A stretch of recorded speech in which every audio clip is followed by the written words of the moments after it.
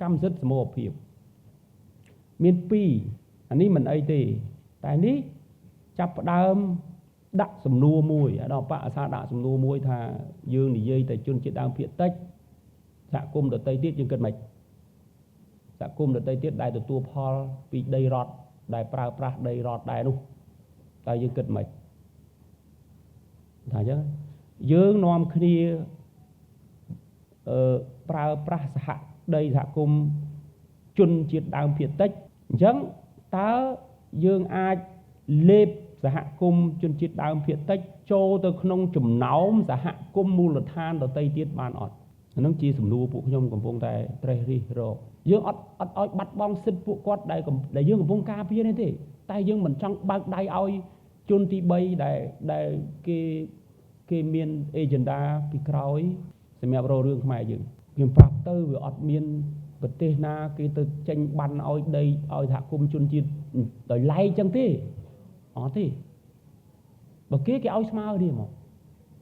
សហគមន៍មួយគេឲ្យស្មើគ្នាជនជាតិផ្សេងៗគេឲ្យស្មើគ្នាដូចនេះមក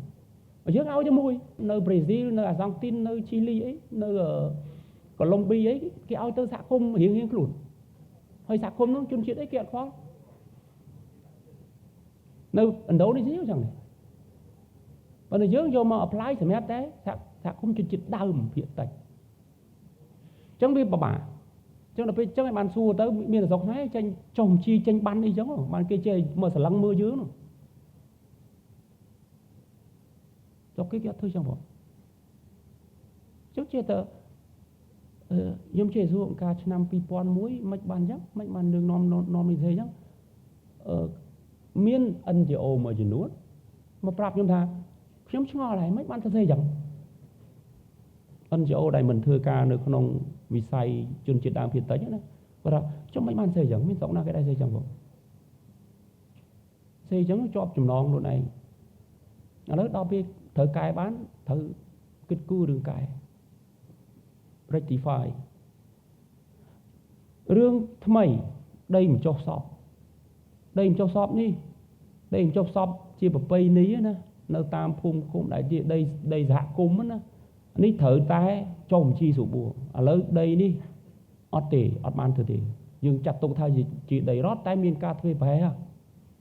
ដីរដ្ឋប៉ុន្តែគោលដៅសម្រាប់តែមិនចុះសពទេមិនអាចយកទៅចាត់ចែងអីបានក្រៅទៅពីមិនចុះសពទេព្រោះវាប៉ះពាល់ខ្លាំងណាស់ហ្នឹង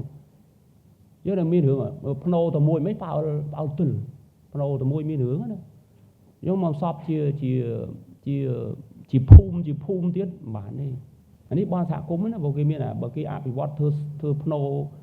ធ្វើទីតាំងឯកជនសម្រាប់ធ្វើភ្នោអាហ្នឹងផ្សេងមួយទៀតអាហ្នឹងគេធ្វើដូចបរិយភ្នោអញ្ចឹងអាហ្នឹងធ្វើរបៀបសហកម្មសិទ្ធិទៅអាហ្នឹងតម្រង់ផ្សេង